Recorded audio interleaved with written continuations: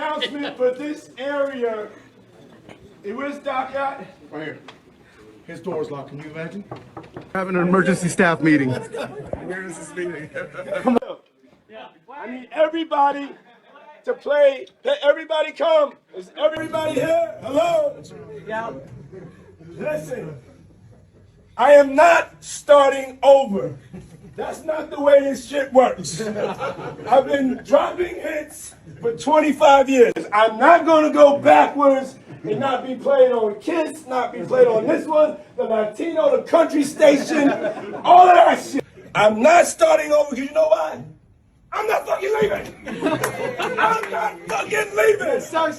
So let's get into our frequency. Let's realize, let's not forget. Don't make me beg, try to kiss no ass, call nobody, because I'm not fucking leaving and I'm not starting again. And who the fuck wants to start all over? No, let's start it back up where I ended up, and that's number one. Thank you very much. Let's go. Yeah, let's go.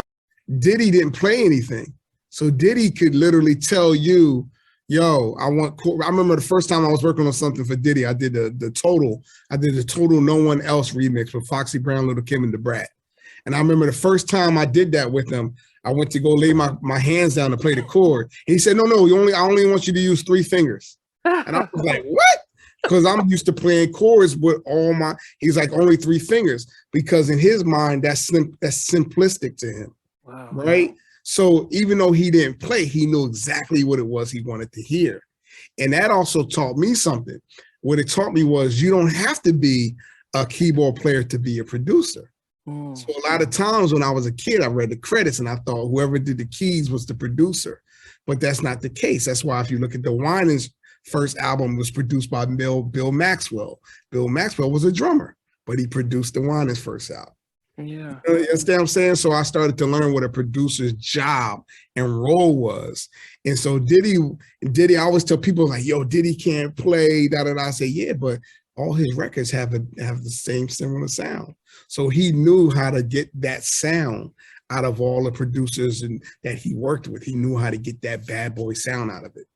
It wasn't as hard as I thought it would be, because at the time Puffy was so on fire with everything that he was doing. I trusted his judgment and his vision for where he wanted to take just this track that I made and add all of these other people to the song and other elements to the song, and it would be a hit record. And he was just, everything he was touching was gold at that time. So I trusted his vision, and it was just interesting to see a different take on how they saw my music and what they wanted to add to it to take it even further. Can you give us an example of a track you did that others joined into? Okay, so I did this record called Get Ready for Mace, which was his first single off the second album. And I had sampled Shalimar, Night to Remember, and I had slowed it all the way down. So it was more of a lyrical record versus just a party record, right? And so when I gave it to them and I laid it down, when I came back in the studio, they had sped the record up, added, sounds and keyboard stuff around it and chords and stuff and lead lines around it. Blackstreet came in and sang the hook on it. So by the time I'm hearing the record, the vibe has totally changed the record.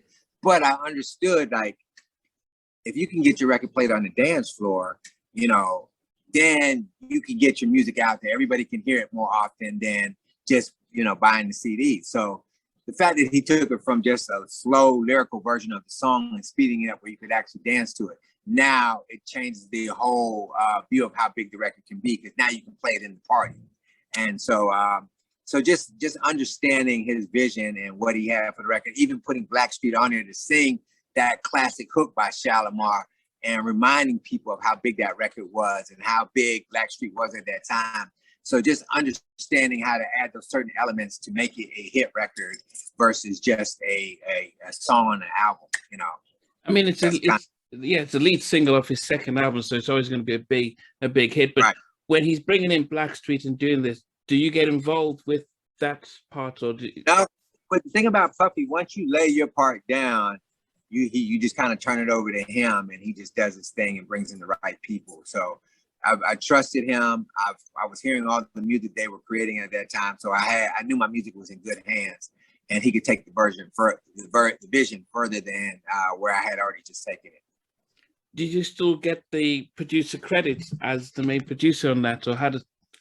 You're still the main producer, and these are people that are just adding additional production, but you're still the main producer of the track.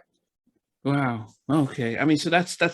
I mean, it's furthering your sort of education as a producer. Just seeing, because when I interviewed Rodney Jerkins, and he mentioned the same thing where he was doing a remix, and Puffy was like, well, don't use too many chords, and he has a very different vision to things like that. So he learned, even though he came from Teddy's camp, he said he learned a lot by just seeing how Puffy would either simplify a track or not too many ad libs and stuff like that. He had a different ear to stuff. Yeah, and it was just everything that he was doing at that time was just a hit. So you tried it, and 9 times out of 10 he would take the vision so far that you didn't even realize it could even be as big as that. And one story that might pose an answer is the story when I met Puffy. I was 18 years old DJing at a club in New York, and it was a hot spot, but they kind of gave me like the whack room in the basement. And it was also pouring rain that night, so no one was in the club. But at 3 a.m, I saw Puffy come from the shadows, and he danced, as I remember, by himself until 5 a.m. And I was playing R&B classics of the 70s and 80s, funk, soul, disco, so on and so forth. So I was playing Michael and Prince and Stevie and Earth, Wind and Shaka, so on and so forth. And Puffy finally was walking out around 5 a.m. and walked by the DJ booth and said, "Where's the DJ?" Now, remember, when I was 18 years old, I looked like I was 8. And I said, "I'm the DJ." And he said, "Who's been here all night playing all these classic records?" And I said, "Me." And he wrote down his number and said, "Call me tomorrow." And I was a freshman at NYU, New York University, and I was petrified to call him.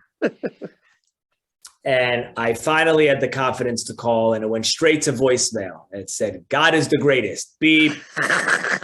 And I never left such an inarticulate voicemail in my life. And I was certain he wouldn't call back, but I thought maybe I'd see him again. Anyway, I went to class and he called back. And now he missed me again. And when I left class again, I ran home to my mother's house, still lived with my mom, and locked myself in a room. And I said, "He called back." And I called him back, and they put him right on the phone. And he said, "Playboy," he said, "How do you know how to play those records like that?" And I said, "Like what?" And he goes, "Like you lived it." Wow. And I'll never forget that. So I don't know. I was able to utilize Puff Daddy, Diddy, Sean Combs, Love, whatever you want to call him. He wanted to sign me as a producer to the Hitman. Oh, goodness. Yeah. So this is before the things you do, the Bad Boy remix, any of that. He heard I was mastering Gina's album at the Hit Factory with Her Power. Okay. And it just so happened that he was in a room next door, and he heard me working on it through the wall, and he walked in and said, "Yo, what's that?"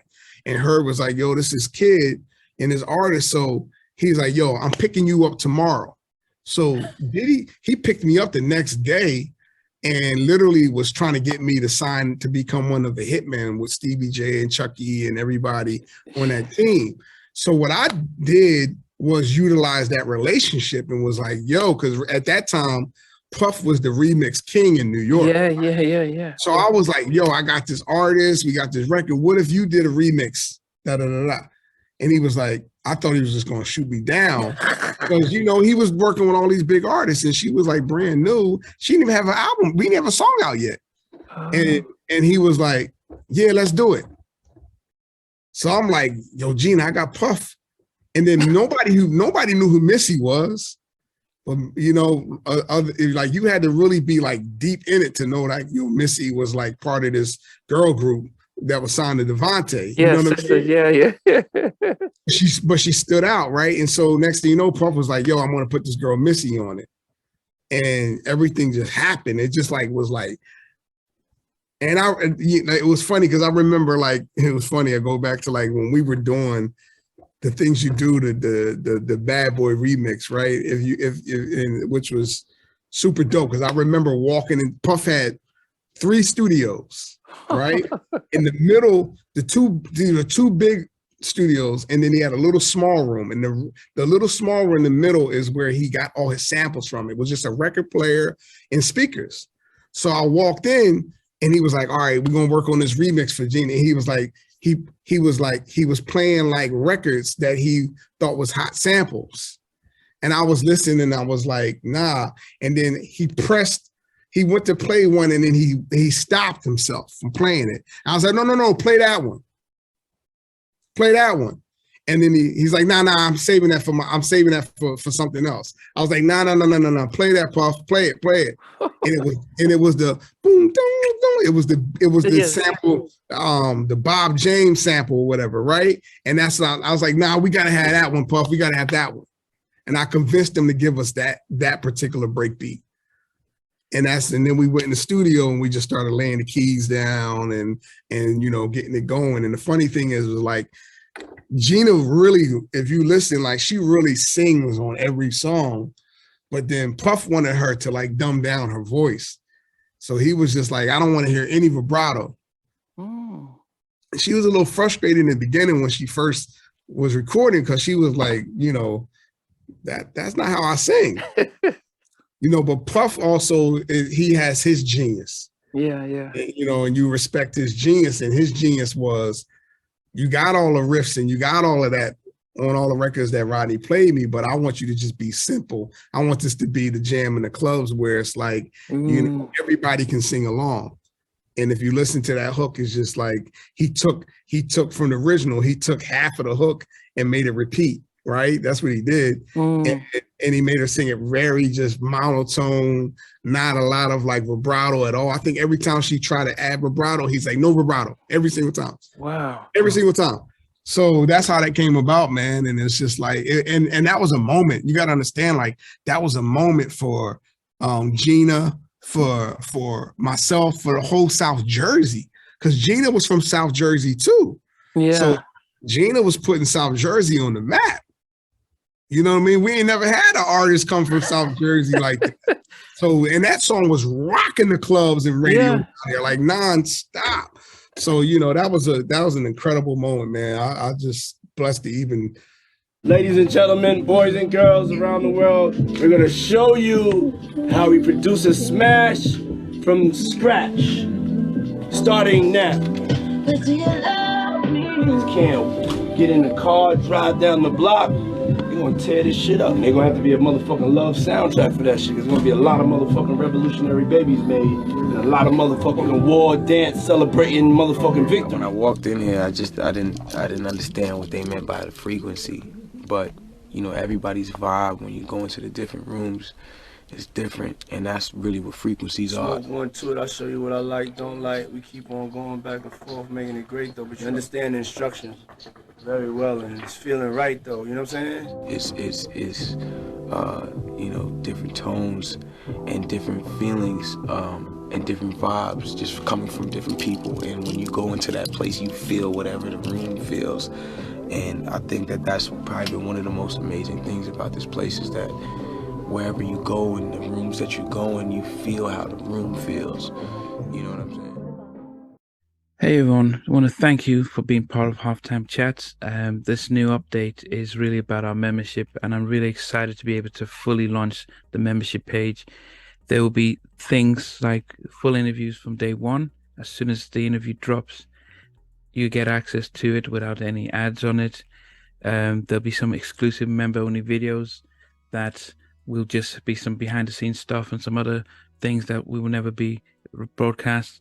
For some members, you can be able to get actually 2 interviews, because I do have a backlog of almost 7 or 8 interviews that I don't even know when I'm going to be able to broadcast them. So you're able to get at least some of those up front, and some just behind the scenes stuff, because there's a lot of stuff that goes behind the scenes that I have never been able to talk about or release.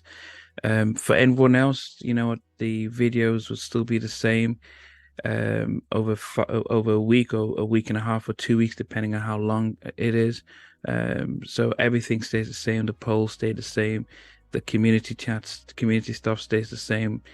But I think with the membership stuff, I'm able to add a little bit more and invest a lot more time and energy in really supporting the members. So I do hope you come on that ride with me. I appreciate the support, and this will just help me continue to invest in taking things to the next level. Take care.